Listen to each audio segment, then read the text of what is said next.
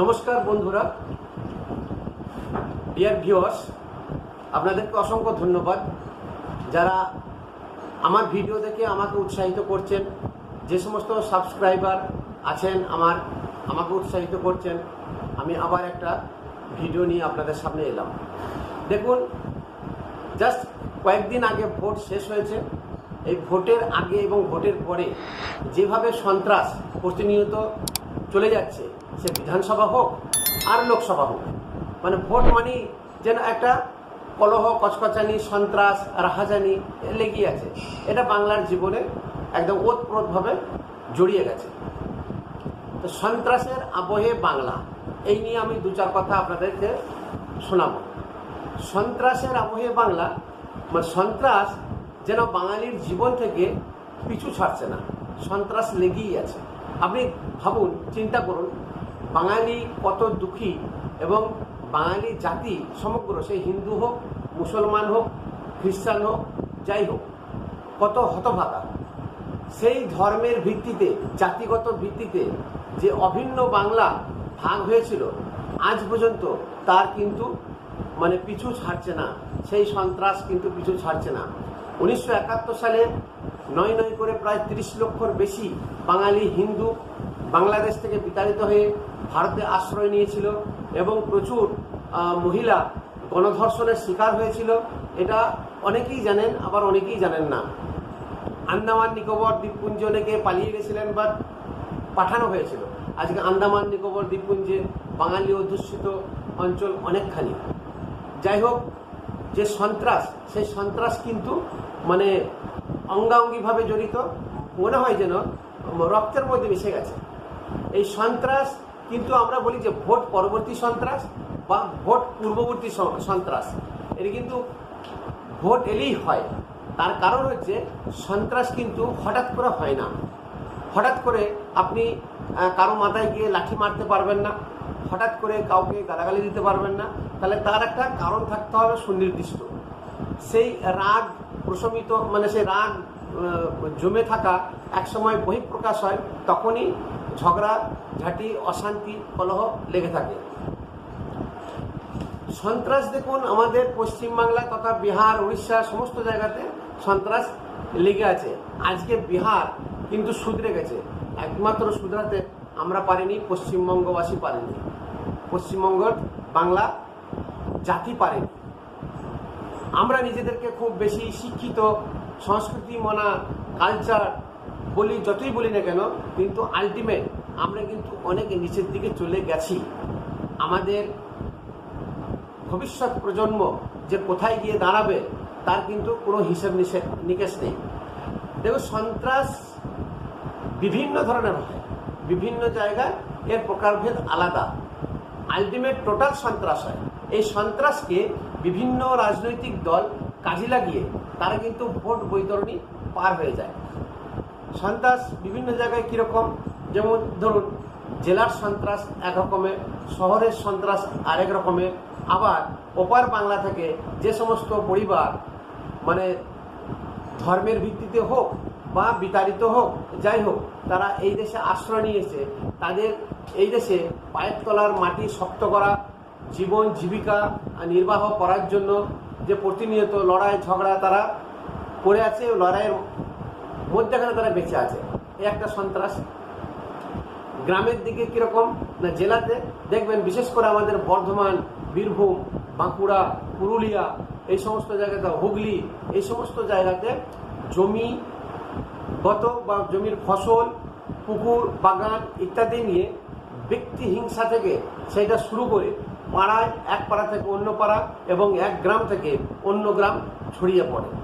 তখন মানুষ কি করে না, প্রশাসনের সাহায্য নেয়। প্রশাসনের সাহায্য কারা পায়? যারা প্রশাসনে থাকে, যে সমস্ত রাজনৈতিক দল প্রশাসনে থাকে, একমাত্র তারাই সেই প্রশাসনের সাহায্য নিয়ে বিরোধী পক্ষ বা প্রতিপক্ষকে সবসময় দমিয়ে রাখা, ভয় দেখিয়ে রাখার চেষ্টা করে। নোংরা রাজনীতি যেটা গ্রামে আছে, যেমন ধরুন, কারো পুকুরে প্রচুর মাছ আছে, সেখানে বিষক্রিয়া করে দেওয়া, করে মাছ মেরে ফেলো, বাগান লুট করা, ফসলের সময় ফসল কেটে নেওয়া, এবং চাষের সময় জল নিয়ে ঝগড়া মারপিট এগুলো প্রতিনিয়ত চলে আসছে। খরাপ মনে করুন চাষ হচ্ছে না, কোথাও জল আটকে, সে জল নিয়ে এক কথায় চাষাবাদ নিয়ে অশান্তি লেগে থাকে। এইরকমই অশান্তি নানুরে শুরু হয়েছিল এবং নানুরে যে গণহত্যা হয়েছিল এই চাষাবাদ নিয়ে, এই চাষাবাদ শত্রুতা নিয়ে লেগে থাকে গ্রামে গঞ্জে জেলাতে। দেখুন কারো বাড়িতে ফসল বেশি আছে, ধানের গোলা পর্যন্ত লুট হয়েছে, মাছ পর্যন্ত লুট হয়েছে, জমির ধান ফসল লুট হয়েছে। তো এই ধরনের জমি কেড়ে নিয়েছে, জোর করে জমি বর্গা করেছে, দখল করে নিয়েছে। এতে এই ধরনের সন্ত্রাস লেগেই থাকে। শহরে বিভিন্ন ধরনের ব্যবসা ভিত্তিক বা জাতি ভিত্তিক বা বিভিন্ন বস্তি এলাকাতে ধর্মের নামে বা বিভিন্ন ভিন জাতি বা ভিন রাজ্যের মানুষের সঙ্গে লড়াই করিয়ে দেওয়া, এগুলো জিয়ে রেখে এই যে সন্ত্রাসগুলো থাকে এর বহিঃপ্রকাশ কিন্তু ভোটে পড়ে। ভোটে কেন পড়ে না, ভোট এলে পরে যে প্রশাসনে আছে সে ভাবে বা তারা ভাবে যে এই আমরা যেভাবে আমাদের রাজনৈতিক শক্তি প্রয়োগ করে সন্ত্রাস চালিয়ে যাচ্ছি, মানুষের উপরে অত্যাচার করে যাচ্ছি, যদি আমরা ক্ষমতায় না থাকি তাহলে পরবর্তীকালে বিরোধী পক্ষ বা প্রতিপক্ষ আমাদের সেরকমই অবস্থা করতে পারে। এতে রাজনৈতিক দল, যে কোনো রাজনৈতিক দল, আমি কোনো নির্দিষ্ট রাজনৈতিক দলের নাম নেব না, এটা হয়ে আসছে, আমরা ছোট থেকে দেখে আসছি। এর রাজনৈতিক দল মানে ফায়দা নাই, লাভ নাই, এবং এতে প্রশমন করার জায়গায় ঘি ঢেলে একে আরও বাড়িয়ে তোলে। প্রত্যেকটি রাজনৈতিক দল, রাজনৈতিক নেতা এর দৌলতে ভোট বৈতরণী পার হয়ে নিজের আখের গুছিয়ে নেয়, নিজের সত্তায় চলে যায়, ক্ষমতায় চলে যায়, যেখানকার ঝামেলা সেখানেই পড়ে থাকে, এর কোনো মিটমাট হয় না। কোর্ট কাছারি পর্যন্ত টেনে হেঁচড়ে নিয়ে যায়। আজকে আপনারা জানেন যে কোনো কেস কোর্টে গেলে তার ফয়সলা কখন হয়, যখন সেই মানুষটা আর পৃথিবীতে থাকে না বা সে বার্ধক্য অবস্থায় চলে আসে, তখন তার হয়তো কোনো ফয়সলা এলো, আবার নাও আসতে পারে। তাহলে কোর্টে যাওয়া বা বিচার ব্যবস্থা চাইতে যাওয়া ভারতবর্ষে যে কতখানি দৈন্যদশা গরিব মানুষ, প্রান্তিক মানুষের পক্ষে আমরা সবাই জানি। ভারতের বিচার ব্যবস্থা একমাত্র যারা শিল্পপতি, কোটিপতি এবং রাজনৈতিক নেতৃত্ব তাদের পক্ষেই বেশিরভাগ রায় দেয়। আমাদেরকে বুঝতে হবে, জানতে হবে যে আলটিমেট লড়াই করলে লসই হয়, লাভ কোনোদিন হয় না। আপনি শান্তিতে থাকতে পারবেন না, আপনি মানসিক দুশ্চিন্তায় ভুগবেন, আপনার জমি জায়গা অর্থ সব নষ্ট হবে, আলটিমেট লাভের লাভ কিছুই হবে না। আপনি হয়তো কেউ যে ক্ষমতায় আছে সে হয়তো লাফালাফি করছে, কিন্তু সে সবসময় তার ভয় থাকবে যদি একবার ক্ষমাচ্যুত হয় তাহলে আমারও হাল এরকম হতে পারে। অতএব শান্তিতে কেউ থাকতে পারবে না। যে মার খাচ্ছে পড়ে পড়ে, যে সন্ত্রাসের শিকার, সেও কিন্তু ভাববে একবার যদি সুযোগ পায় তাহলে এর প্রতিশোধ বদলা আমি নিয়েই ছাড়বো। এই যে মনের মধ্যে বা মানসিকতার মধ্যে এই সন্ত্রাসী মনোভাব আলোচনা করা বা সন্ত্রাস নিয়ে ভাবা, চিন্তাভাবনা করা, এর বড় সন্ত্রাস বা বড় রাহাজানির দিকে নিয়ে যায় মানুষকে। এক কথায় সুখ শান্তি সব কেড়ে নেয়। কোনো রাজনৈতিক দল এরকম আমি দেখিনি যে বড় বড় ধরনের যে সন্ত্রাস হয়েছে। যেমন ধরুন কংগ্রেস আমলে যে সন্ত্রাস চালিয়েছে আমরা দেখিনি, আমরা শুনেছি যে প্রচুর অত্যাচার করেছে, তাই সেই অত্যাচার প্রশমিত করার জন্য বামফ্রন্ট সরকার, গরিবের সরকার এসেছিল। কিন্তু আলটিমেট দেখা গেল প্রথম 10 বছর পরে কিন্তু সুকৌশলে তারা যে কিভাবে সন্ত্রাস চালিয়ে গেছে আজকে আমরা সবাই জানি। এরকম বড় বড় ধরনের গণহত্যা বা সন্ত্রাস, যেমন ধরুন মরিচ ঝাঁপি, সাইবারি হত্যাকাণ্ড, ছোট আঙারিয়ার মতন বড় বড় এরকম সন্ত্রাস চালিয়েছে।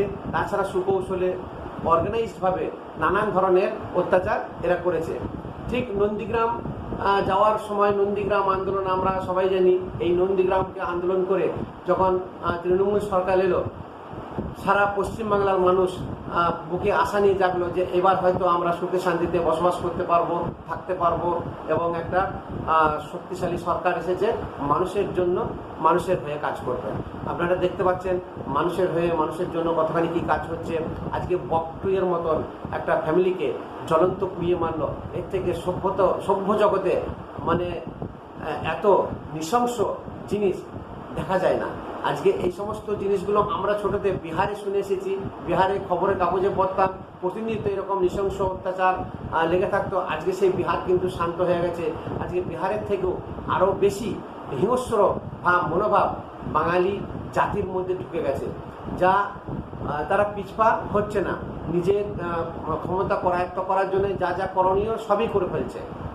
আজকে দেখুন প্রাকৃতিক সম্পদ লুট থেকে শুরু করে মানুষের কষ্টার্জিত টাকা সেটাও পর্যন্ত লুট করে নিচ্ছে বৈজ্ঞানিকভাবে। এবং শুধু তাই নয়, আজকে এই যে সন্ত্রাসী মনোভাব এইগুলো ভোটকে কেন্দ্র করেই হচ্ছে। তার কারণ প্রশাসনের টিকে থাকা, প্রশাসনকে যদি ঠিকমতো না রাখা যায়, সরকার যদি না থাকে, তাহলে পরবর্তীকালে আরও অসুবিধা হতে পারে। এই যে সারা বছর সারা মাস প্রত্যেক দিন প্রতিনিয়ত বাঙালি কিন্তু ডেভেলপমেন্ট একটাই করে যে কিভাবে বদলা নেওয়া যায়, কিভাবে প্রতিশোধ নেওয়া যায়। তাহলে এই চিন্তাধারাতে বাংলা কোনোদিন উন্নতি করতে পারবে না। আজকে দেখুন, আজকে 13 বছর কেন 34 বছর কতগুলো কলকারখানা বন্ধ হয়েছে, আর এই 34 প্লাস এই 13 47 বছরে বাংলাতে কতখানি কলকারখানা এসেছে। রুজি রোজগারের কথা কেউ ভাবে না, রুজি রোজগারের কথা কেউ চিন্তা করে না, বেকারের কথা, বেকারের সমস্যা নিয়ে কেউ ভাবে না।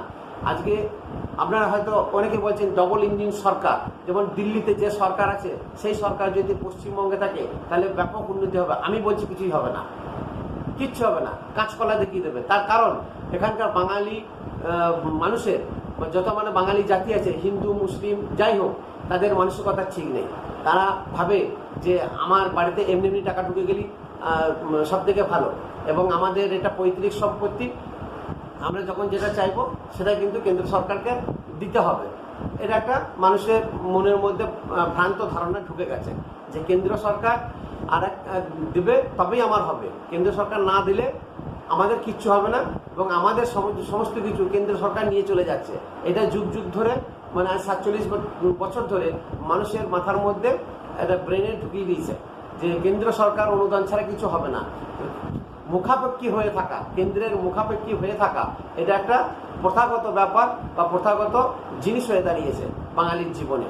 যে কোনো রাজনৈতিক দলই আসুক, সবাই কিন্তু কেন্দ্র সরকারকে দোষারোপ করে।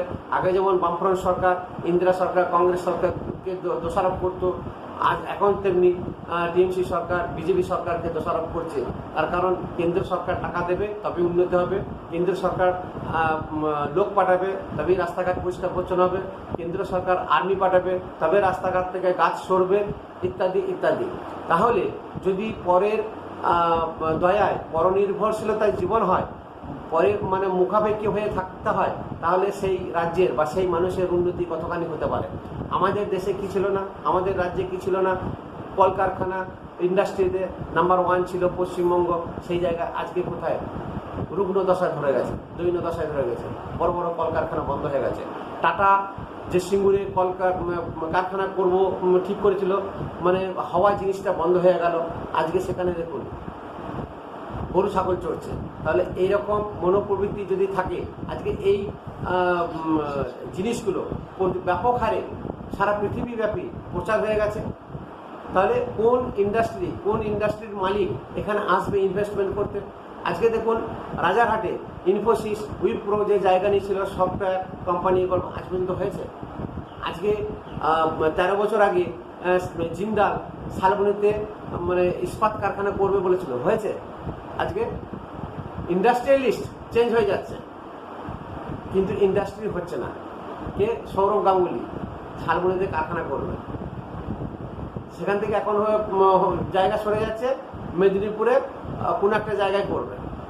তা এইগুলো সব ভাঙতা দেওয়া ছাড়া আর কিছুই না।